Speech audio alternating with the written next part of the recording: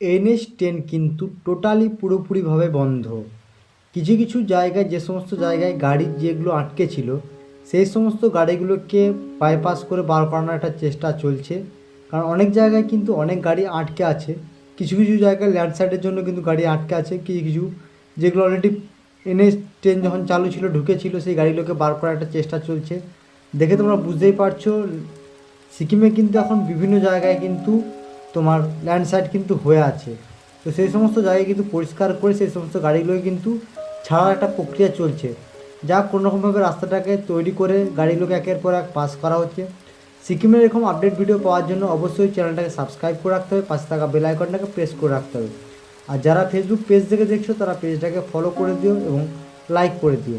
তোমরা এখন কিন্তু শিলিগুড়ি থেকে সিকিম আসার জন্য ভায়া দার্জিলিং হয়ে আসতে পারো। তাছাড়া কিন্তু তোমরা NH10 হয়ে কিন্তু কোনো মতেই আসতে পারবে না, কারণ NH10 হয়ে এলে বিভিন্ন জায়গায় ল্যান্ডস্লাইড হয়ে আছে। এমনিতেই NH10 টোটালি ক্লোজ হয়ে গেছে। যদিও মাঝখানে একটা দুটো গাড়ি চলছিল, সেই গাড়িগুলো টোটালি কিন্তু বন্ধ করে দেওয়া হয়েছে ল্যান্ডস্লাইডের জন্য। আবার কিন্তু হঠাৎ রাস্তায় ল্যান্ডস্লাইড হচ্ছে। তো তোমরা কিন্তু যারা আসবে, তারা ভায়া প্ল্যানিং করে আসবে দার্জিলিং হয়ে।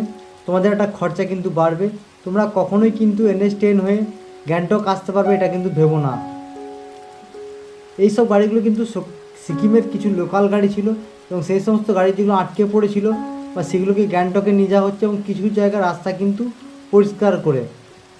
তো বিভিন্ন জায়গায় কিন্তু এখন কাজ চলছে, তাই তোমরা 2 থেকে 3 ঘন্টা, কখনো কোনো 4 ঘন্টা পর্যন্ত জাম লেগে থাকছে।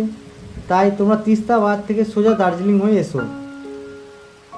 সিকিমের এরকম ইনফরমেশন ভিডিও পাওয়ার জন্য অবশ্যই চ্যানেলটাকে সাবস্ক্রাইব করে রাখতে হবে, পাশে থাকা বেল আইকনটাকে তোমাদেরকে প্রেস করতে হবে।